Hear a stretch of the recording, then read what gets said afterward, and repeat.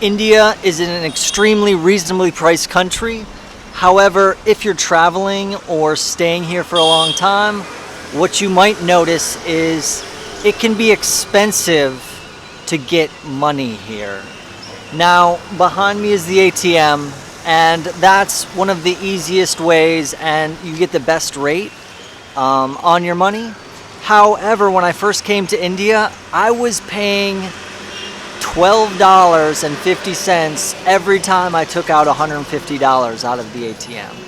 Bank of America was killing me with the ATM fees. So in this video, I want to talk about the 3 fees that'll be happening with your ATM card and the bank that I use to avoid those fees, as well as another recommendation for a bank that you can avoid those fees as well. Finally, I'll direct you to my website where you can see the fees on 30 different bank accounts. So let's dive in. First off, 3 fees that you're going to face at your ATM. Number 1, your bank's going to charge you for using an out-of-network ATM. So Bank of America would charge me. Now, this ATM, they're also going to charge you. So there's one fee. Bank of America for an international, it's like $5. These guys are going to charge you like $3.50. The third fee you're going to get hit with is the international transaction fee, or the foreign transaction fee. This can be 3% in a lot of cases with most banks. So if you add up those 3 fees for a typical bank like Bank of America, every time you draw money out, you're going to be paying $12, $13, $10, something like that. A lot of money, basically. It adds up pretty quickly. So how can you avoid that? How can you get money as easily as possible? Well, there are a few options aside from an ATM. You can bring cash in, but the risk with that is A, you can only bring so much. B, now you got all this cash on you. I brought in a few $100s with me, and I've exchanged a little bit of it, and I have some still in reserve. Another thing, my mom's coming, and she says, like, what about traveler's checks? You know, traveler's checks are a little bit outdated with ATMs nowadays, being pretty much everywhere, even in a small town of India. So you're going to get a worse exchange rate on a traveler's checks. Now, is that a good option to have as a backup? Yeah, it actually might be a good option to have as a backup another form of currency in case you needed it. So finally, coming to how you can avoid ATM fees. Well, get a card like Radius, no ATM fees. So this bank is an online only bank.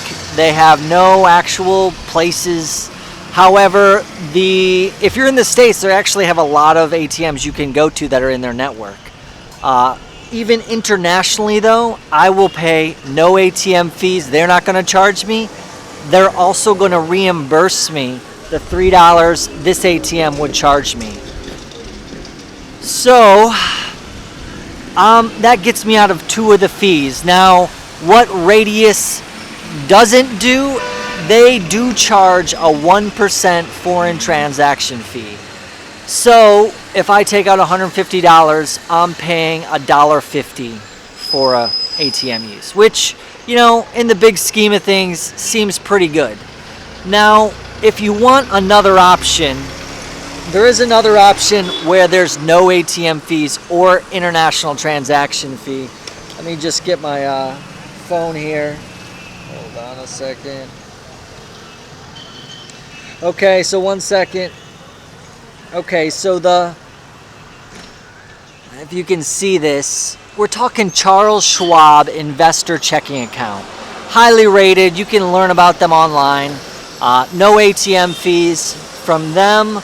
They'll reimburse all your ATM fees. They don't charge an ATM fee, and there's also no foreign transaction fees.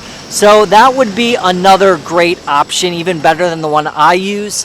I use Radius because my credit is terrible and I couldn't get a Charles Schwab account. If your credit is good, that's the place to go. If your credit is terrible, Radius is also a good option. Now another option, not for ATM fees, but is Chime Bank. So Chime does charge you ATM fees. This is another bank that I use. They are going to charge me ATM fees, which is why I don't use it for my ATM. However, this is my Amazon card because they don't have foreign transaction fees. So I can buy stuff on Amazon without paying a fee. Gives you another option to use. Overall, the cost of living in India is so inexpensive and reasonable. I go into that in some other videos, and this is one of the aspects. If you can get an ATM card that has reasonable fees, it's going to save you a lot of money and make it even better for you. Check out Chime Nomad for the full post, how to avoid ATM fees. I have a table with 30 different banks and the fees they charge, so you could currently see what you might be paying if you were to come with your current bank. Hope you're liking the videos, posting one next week, and take care.